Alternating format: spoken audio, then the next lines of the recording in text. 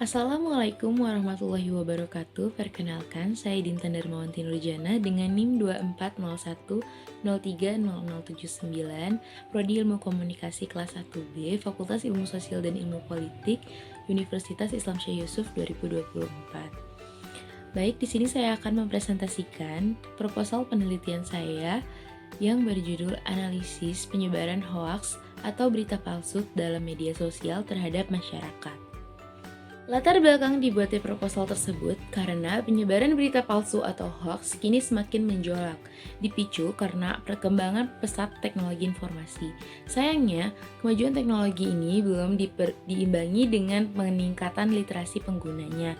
Di Indonesia, sebagai salah satu negara berkembang, menjadikan teknologi, khususnya teknologi informasi sebagai salah satu pilar utama dalam pembangunan di berbagai bidang. Meskipun hal ini juga dapat memperburuk masalah kepalsuan yang beredar.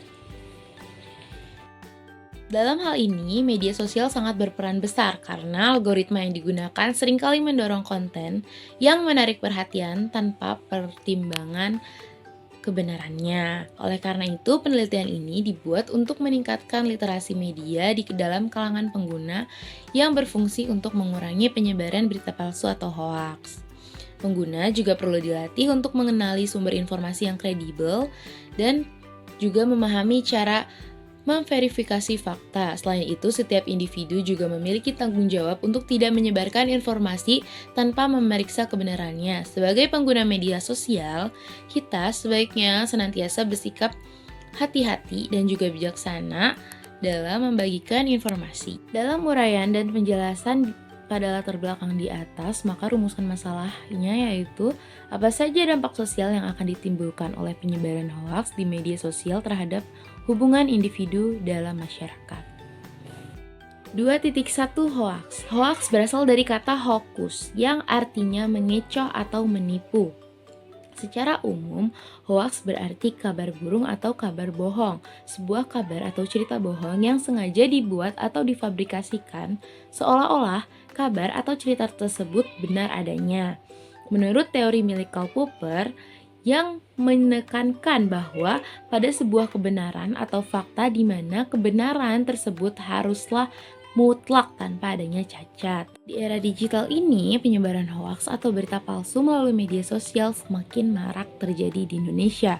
Fenomena ini tidak hanya mempengaruhi persepsi masyarakat terhadap kebenaran informasi, tetapi juga berdampak pada stabilitas politik, ekonomi, dan juga sosial. 2.2 Media sosial. Media sosial merupakan sebuah media online yang para penggunanya bisa dengan mudah untuk berpartisipasi, berbagi, dan juga menciptakan isi yang meliputi blog, jejaring, wiki, forum, dan dunia virtual. Media sosial sebagai salah satu alat utama komunikasi dan interaksi di era digital berperan signifikan dalam mempercepat dan memperdalam krisis identitas ini.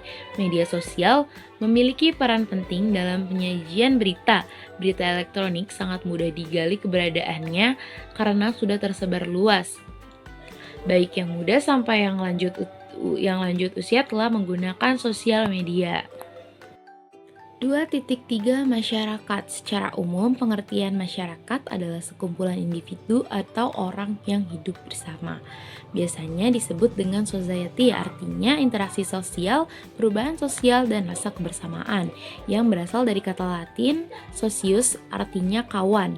Istilah masyarakat juga berasal dari bahasa Arab, yaitu syaraka, yang berarti ikut serta dan berpartisipasi. Dengan kata lain, pengertian masyarakat adalah suatu struktur yang mengalami ketegangan organisasi maupun perkembangan karena adanya pertentangan antara kelompok-kelompok yang terpecah secara ekonomi menurut Karl Marx. 3.1 Metode penelitian. Dalam penelitian mengenai analisis penyebaran hoaks atau berita palsu dalam media sosial terhadap masyarakat, berdasarkan hasil analisis peneliti dari rumusan masalah dan tujuan penelitian, maka peneliti menggunakan metode penelitian kualitatif sebagai pondasi dasar dalam melakukan penelitian.